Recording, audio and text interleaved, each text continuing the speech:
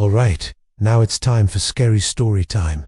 And if you want to see me get scared out of my wits, then you have found the right video, because these stories are going to make your skin crawl. I promise you that. So let's get right into it. Okay, so this first story is about when I worked in an office building at a front desk as a receptionist. I started off doing days, but shortly after I switched to working the night shift, which was from midnight to 8 a.m. It didn't take long for me to realize that working nights was no joke. Most nights were painfully slow with nothing but paperwork and phone calls. But every once in a while we would get a really weird call or run in with someone pretty sketchy looking. The building itself was huge, with over 20 floors and a basement and parking garage. There were hundreds of apartments in this building and also several businesses. They were mostly all offices, though there was one bar and restaurant on the main floor that stayed open until 2 a.m. So one night, around 4 a.m., I'm sitting at my desk, minding my own business, listening to some music, doing some paperwork, and just relaxing since it was so slow. Suddenly,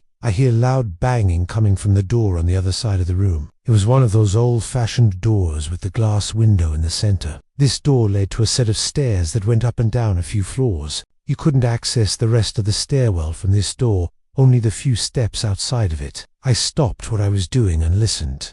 Bang, bang, bang. Who could be up and moving around at 4 a.m.? I decided to look through the window to try and get a glimpse of who was out there. All I saw was a dark shadow standing on the stairs with a bright flashlight in its hand. Whoever was out there turned on their flashlight and shined it directly at the window.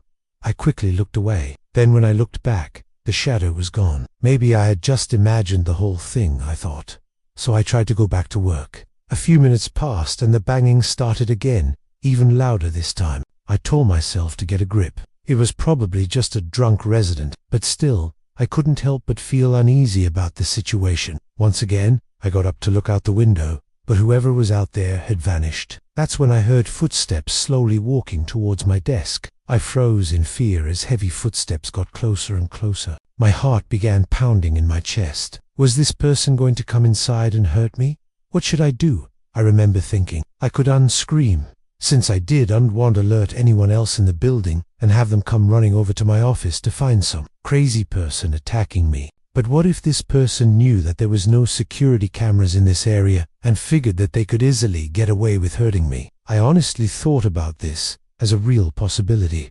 The footsteps suddenly stopped right outside the window. I peeked through the blinds and saw a pair of shoes right outside the glass. I instantly panicked and did the dumbest thing ever. Since I worked on the first floor, I opened up the door and ran outside. Thankfully, the person wasn't there anymore. I immediately ran back inside, locked the door, and called the police. They ran the description of the person that I had given them and said that they would check around the building. However, I never saw any officers that night. The police most likely figured that it was just some drunk resident and not a crazed intruder trying to break into the building in the middle of the night. I stayed inside the office for the next 4 hours until my shift ended. I could not focus on anything else other than how scared I was that I might die and no one would even know about it. I don't know why I left the safety of my office, but I'm glad that I did. Looking back, it was probably the best choice I could have made. I started working in a new apartment building soon after that and never looked back. But before I forget, I'll tell you my second story about working the night shift. Okay, so I worked at a call center in a big city. I would drive around in the metro area making food deliveries for people who ordered them over the phone. Most of my customers were drunk college students. I would receive orders like extra ranch, no pickles, extra bacon, 1 bun, no tomatoes. etc. One day I took an order from a man who sounded like he was in his mid-30s. He requested that his food be delivered to an apartment complex on the outskirts of town. I arrived at the address and saw that it was an abandoned-looking building with boarded-up windows. I hesitated for a moment, thinking about whether I should go in or call the cops. I ended up deciding to knock on the door and wait in my car while I waited for a response. After a few seconds, the door slowly opened and this guy was standing in the doorway.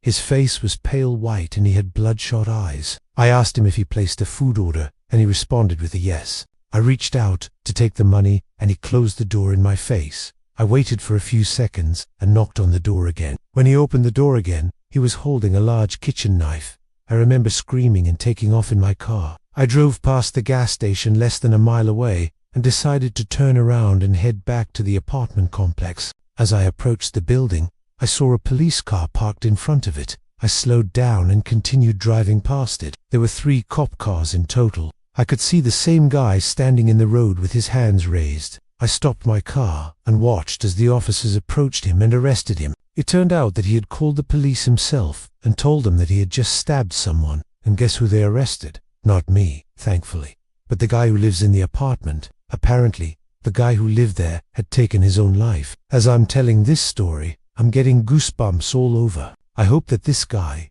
his family can find peace, knowing that he died in his home instead of on the street. Anyways, I'm done telling stories now, and I really hope that I scared you guys. So let me know in the comments if I did a good job. And also make sure to follow for more videos. Thank you for watching and have a good night.